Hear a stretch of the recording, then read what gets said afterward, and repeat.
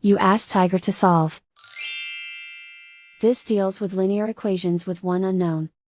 The final result is u equals -3. Let's solve it step by step. Group all u terms on the left side of the equation. Subtract 8u from both sides. Group like terms. Simplify the arithmetic. Group like terms. Simplify the arithmetic. Group all constants on the right side of the equation. Subtract 5 from both sides.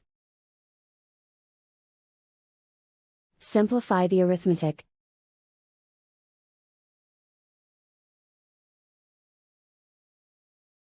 Isolate the u.